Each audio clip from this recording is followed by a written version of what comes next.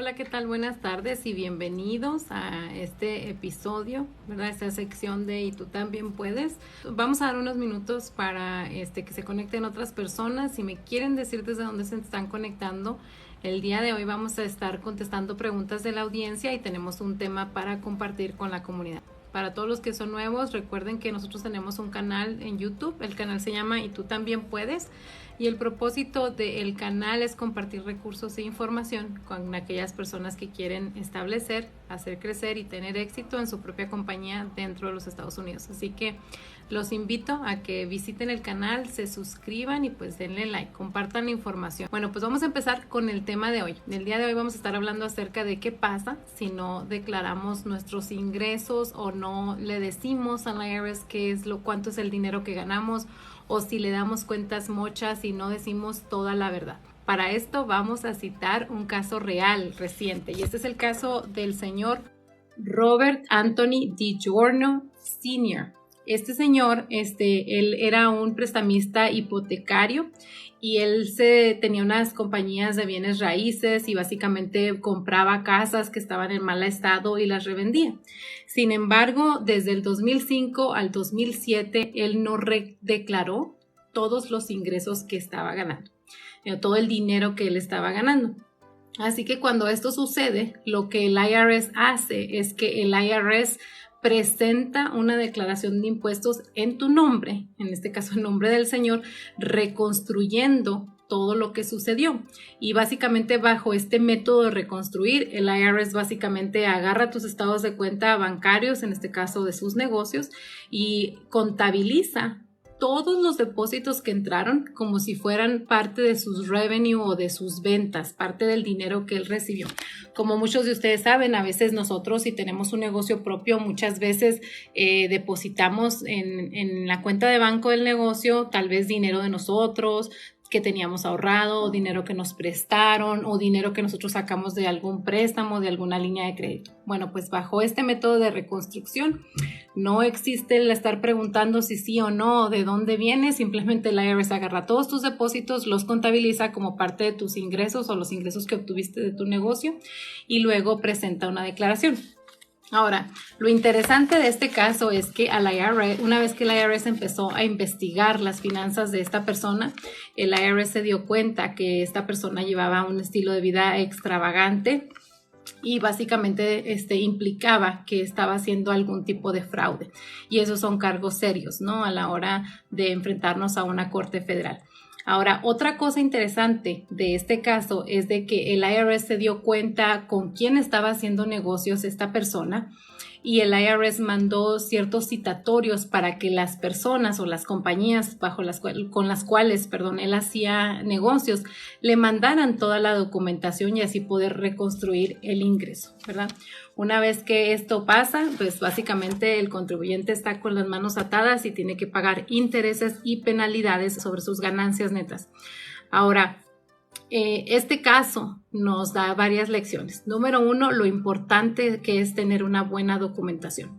Otra de las cosas que sucedió en este caso es de que el señor, por más que quería él tratar de defenderse o presentar ciertos gastos como deducibles de impuestos, a este punto fue imposible ya que él no contaba con la documentación apropiada para poder obtener esas deducciones. Así que aún no se cita cuánto es lo que el señor tendrá que pagar, pero sí había varios millones implicados en las ganancias que él obtuvo.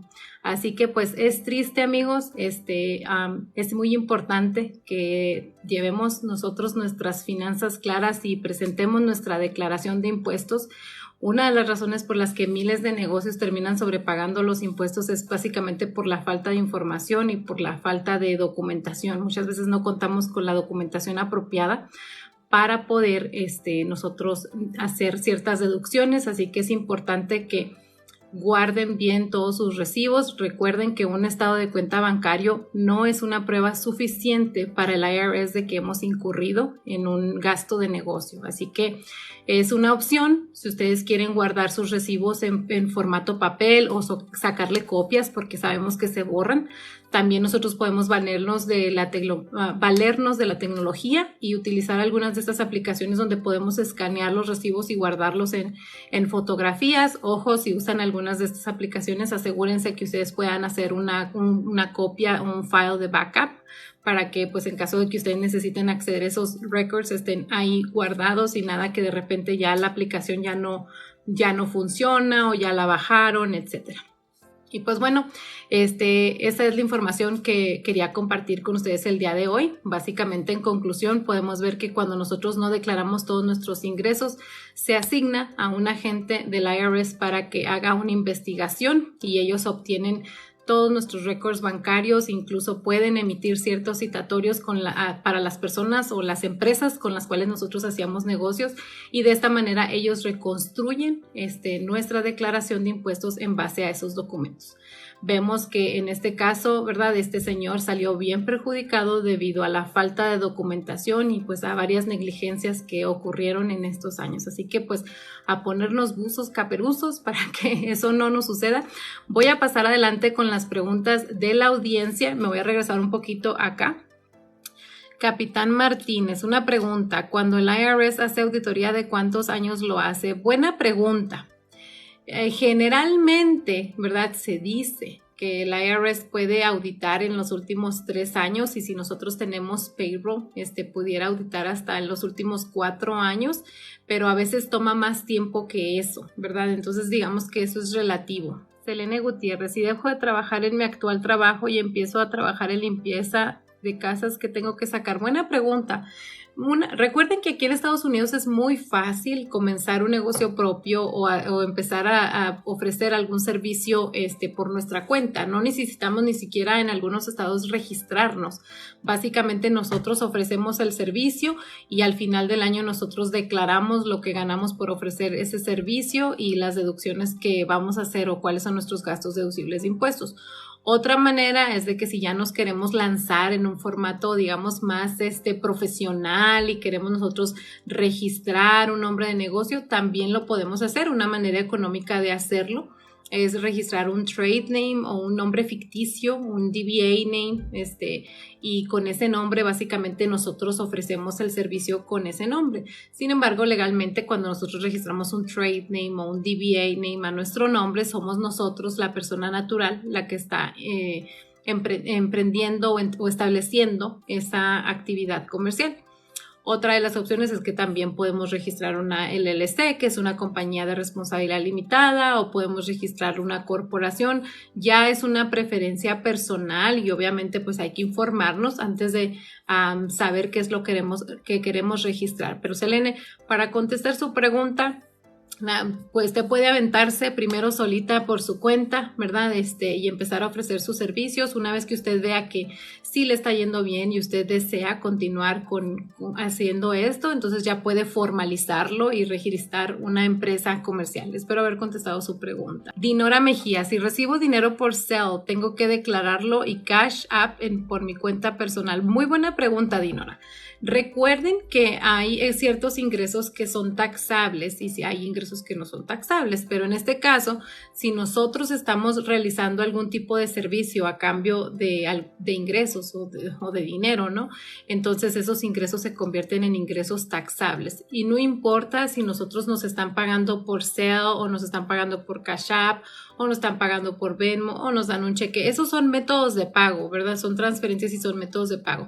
El punto es de que cuando nosotros queremos presentar nuestra declaración o cuando nosotros presentamos nuestra declaración, la ley dice que estamos obligados a declarar los ingresos que generamos en esa actividad comercial que estamos realizando. Espero haber contestado su pregunta. Dice Humberto Paniagua, ¿cómo trabaja la LLC?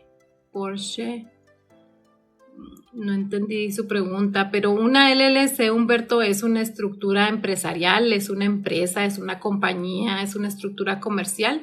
Y una LLC, como su nombre le indica, es una Limited Liability Company, una compañía de responsabilidad limitada.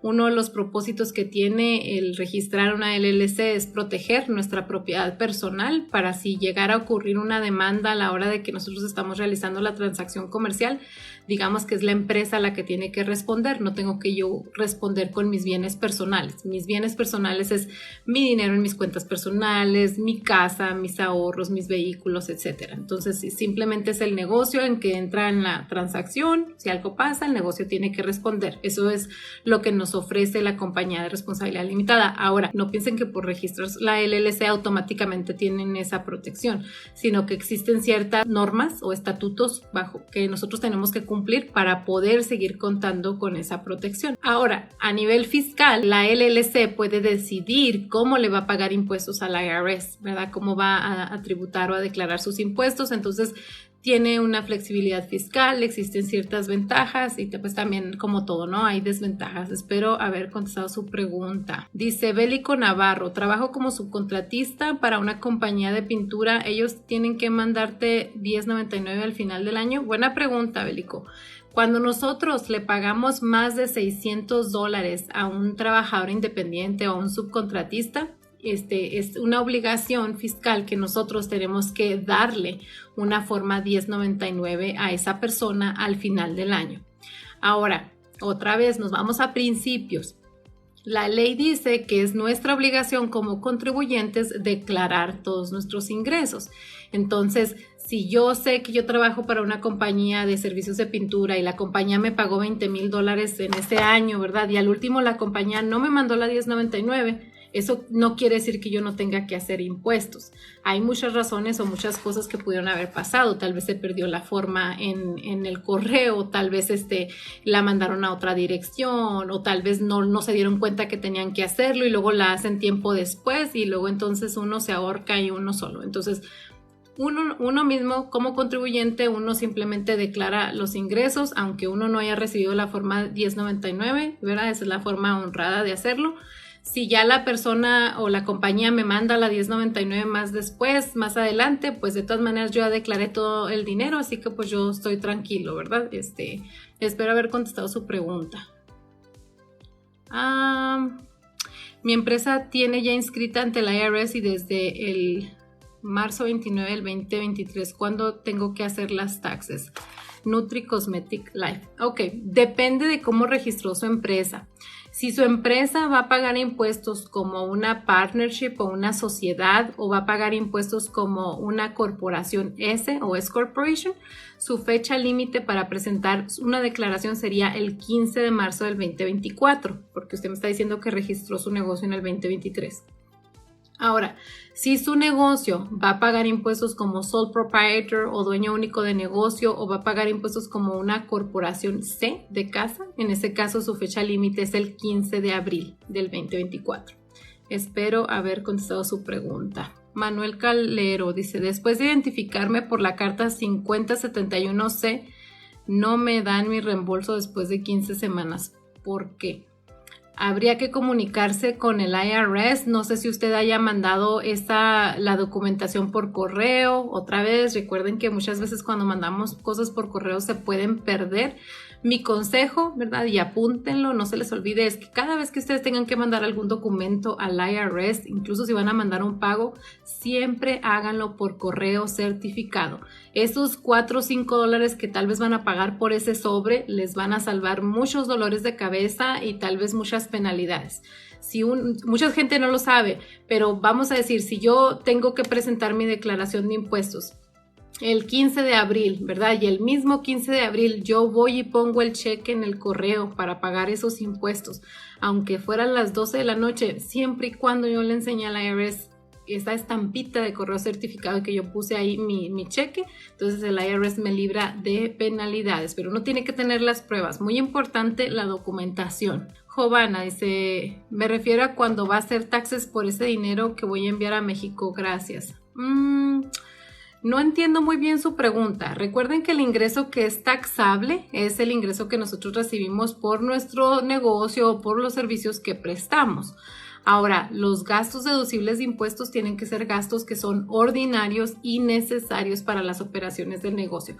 Si yo le mando dinero a mi familia en México, eso no es un gasto deducible de impuestos. Eso no forma parte de las deducciones. ¿Es fraude si Marco Huerta dice, ¿es fraude si haces los taxes por separado? No. Recuerden que hacer nuestros impuestos, si nosotros tenemos un cónyuge o estamos casados, es una decisión personal cómo vamos a presentar nuestra declaración de impuestos. Si lo vamos a hacer, digamos que si están legalmente casados, si lo van a hacer casado pero presentando una declaración como por separado, o casados y lo vamos a hacer juntos. Es como cuando nosotros decidimos si vamos a juntar el dinero de los dos en una sola cuenta bancaria o si cada quien va a tener una cuenta bancaria separada. Esas son decisiones de cada familia y de cada pareja. De igual manera, el presentar una declaración de impuestos en conjunto o de manera separada es una decisión personal.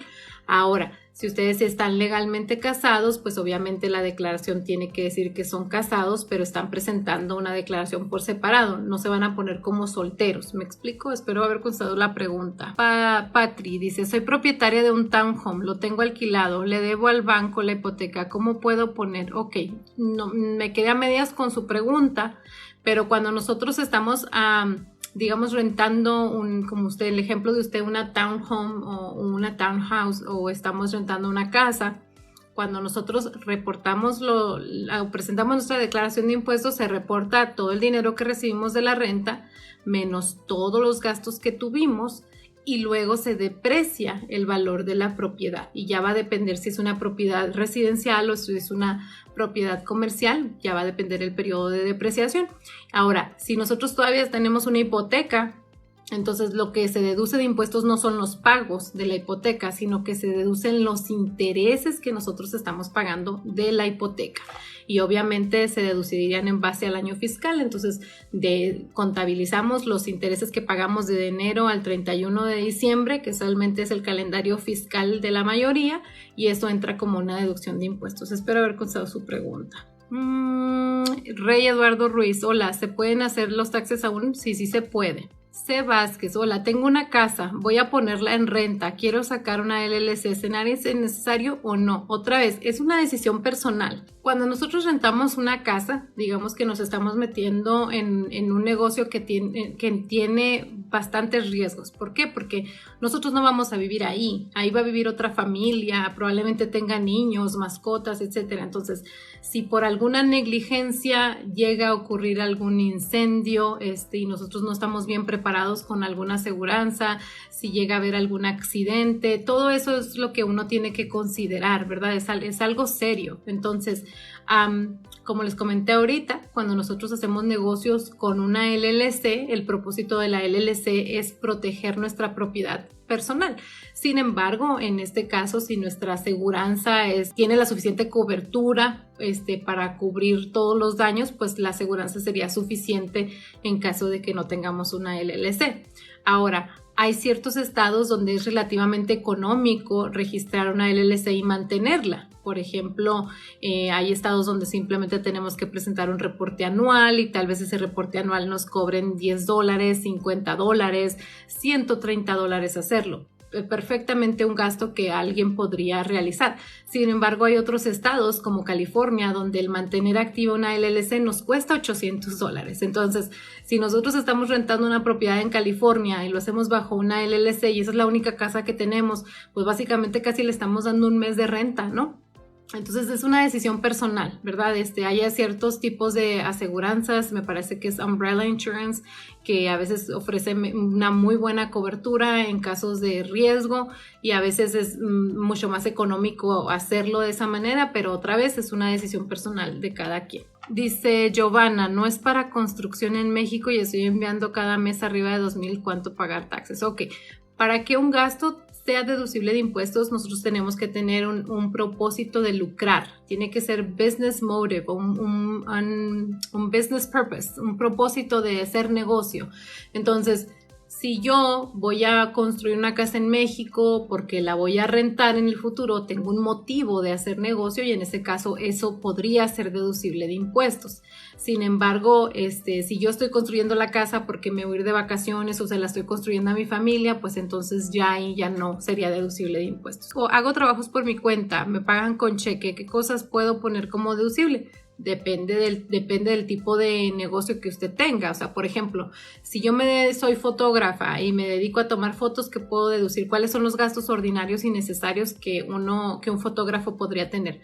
Bueno, las cámaras, las luces, las aplicaciones, los programas que yo uso para editar las fotos. Si tengo un vehículo, pues los trayectos o el millaje que yo utilizo. Si a mi negocio le está yendo muy bien y yo lo quiero estructurar y quiero que mi negocio me pague con un salario y mi negocio negocio me dé una aseguranza médica, todas esas cosas pueden ser deducibles de impuestos. Depende del negocio que tengamos. Ahora, si yo me dedico a ser maquillista y a maquillar novias y a hacer peinados, etcétera, ¿qué puedo yo deducir de impuestos? ¿Qué son los gastos ordinarios y necesarios de una maquilladora? Bueno, pues otra vez el maquillaje. Si yo tomo ciertos cursos para aprender más, todo lo que son mis tools o mis brochas y las herramientas que yo tengo que utilizar, si a lo mejor yo también tengo que comprarme una luz para ver mejor y maquillar mejor, o sea, todos los gastos que están necesarios o que son necesarios y que son comunes y corrientes en la industria que yo estoy manejando son deducibles de impuestos. Ahora, la meta es que una vez que nosotros hemos logrado establecer un negocio lucrativo, pues ese negocio lucrativo nos dé una compensación mayor, nos ofrezca buenos beneficios, a lo mejor algún plan de retiro, etcétera. Y todas esas cosas nosotros lo podemos implementar y nosotros lo podemos hacer porque nosotros somos los dueños del negocio. Y es el dueño del negocio el que decide, ¿verdad?, implementar todos esos beneficios. En inglés se le llama French Benefits, que también pueden ser deducibles de impuestos. Espero haber contestado su pregunta. Luis, ¿cómo puedo sacar dinero de la cuenta de mi negocio a mi personal sin pagar taxes? Gracias. Ok, otra vez, para que un gasto o dinero que sacamos del negocio sea deducible de impuestos, tiene que tener un propósito de negocio, ¿verdad? Tiene que ser algo del negocio. Si yo lo estoy sacando para mí, ¿verdad? Para gastarlo en algo personal, entonces no es deducible de impuestos y por tanto yo voy a tener que pagar impuestos de ese dinero. Gaby Castillo, ¿qué necesito para pagar empleados con W2? ¿Hay algún programa o necesito contratar una compañía? Buena pregunta, Gaby. Cuando nosotros somos empleadores y contratamos personas que trabajen con nosotros bajo el estatus de empleados, nosotros tenemos que tramitar ciertas licencias y esas licencias dependen del estado donde nosotros vivimos. Hay ciertos estados donde tienen impuestos federales, impuestos estatales, impuestos locales, etcétera, y hay otros estados que es un poquito más, digamos, sencillo. Hay solamente un fondo de desempleo y ciertos impuestos federales que pagar. Entonces, el tipo de licencias o de cuentas que va a tramitar depende del estado donde usted está viviendo y muchas veces también del condado de la ciudad donde usted vive, porque si usted trabaja o tiene su empresa en un estado como Colorado, Ohio, allá hay otros impuestos locales que hay que pagar. Entonces, mi recomendación es siempre cuando nosotros somos nuevos en esto y queremos empezar a pagar payroll es que contraten a un payroll provider, a un proveedor de nóminas o de payroll que sea un CPO. Y ojo que un CPO no es lo mismo que un CPA. Un CPO es una compañía de payroll que está autorizado a hacer la retención de impuestos y a remitirlo a la autoridad correspondiente. Entonces, ¿cuáles son compañías que son CPO? Bueno, ADP, Paychex es otra de ellas, Gusto es otra de ellas, que son las más comunes. Y ellos básicamente nosotros pagamos por el servicio y ellos se encargan de todo y nosotros no tenemos que mortificarnos por saber si se pagaron los taxes como debe de ser o no. Así que ese sería mi consejo, que contratara a una compañía de este tipo, así cada vez que usted tramita nómina le sacan los taxes que corresponden y ellos se encargan. Si hay algún problema, que algo pasó, usted, que digamos que no se pagaron los taxes, bueno, pues la empresa sería la responsable, no usted, por esto que ellos le están quitando el dinero a usted. Sila Carrillo, ¿puedo modificar un IN number? Mi cuñado aplicó por él, pero no lo usó. Quiero usarlo para mi negocio. No es posible. No es posible, a menos, Priscila, que usted vaya a tomar propiedad de la empresa y otra vez va a depender de cómo se organizó la empresa, pero en este caso no es como que va a modificar el IN, simplemente se hace una enmienda en el estado, se transfiere el ownership a usted, ¿verdad? Que ahora usted es la dueña de esa compañía y luego ya podríamos ver cómo se tramitó ese IN number o si tendríamos que sacar otro a nombre de usted.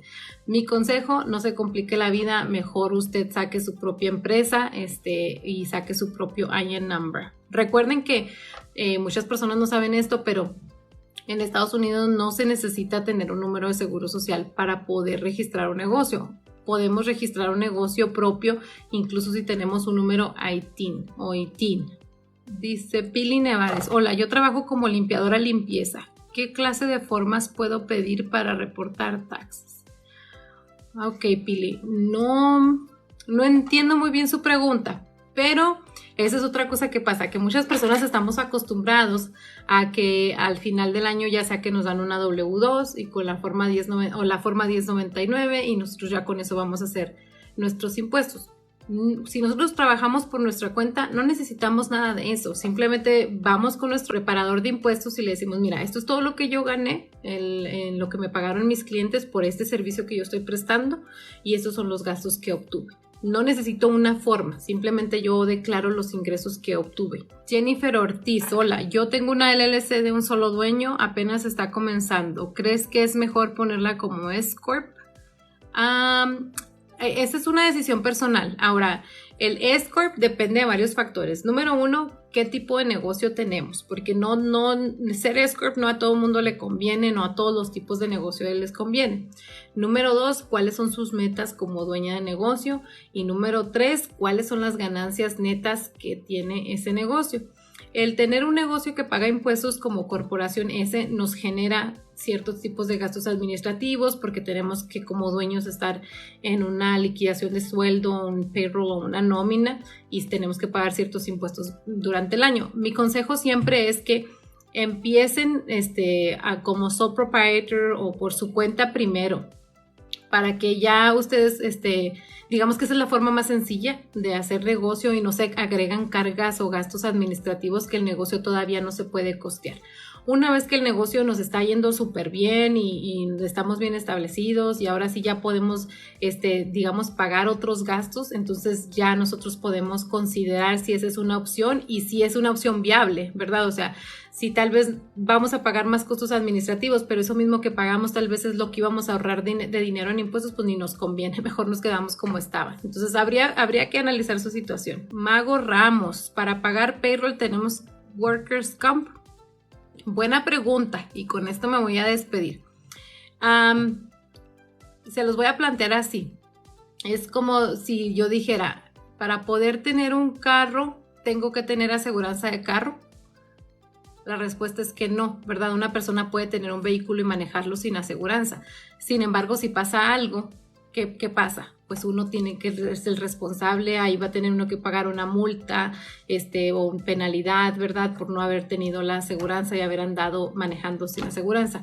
De la misma manera, cuando nosotros tenemos empleados y les pagamos un salario o les pagamos payroll, por esa parte, ¿verdad? Estamos bien, pero si algo les llega a pasar a nuestros empleados, si llegan ellos a tener un accidente y nosotros no tenemos aseguranza, problemón que nos vamos a meter. Así que pues como dicen, más vale prevenir que lamentar, ¿verdad? Yo sé que obviamente es un costo para la empresa, pero ojo, nosotros como dueños de negocio tenemos que asegurarnos que los márgenes de ganancia de nuestra empresa sean suficientes para poder comprar, ¿verdad? Y cubrir todas estas aseguranzas que nosotros necesitamos para estar nosotros protegidos en caso de que ocurra un accidente o incluso una desgracia.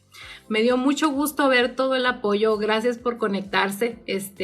Una vez más, recuerden visitar nuestro canal de YouTube. Si no se han suscrito, suscríbanse y compartan la información. Les mando un abrazo donde quiera que estén y pues nos vemos aquí la próxima semana.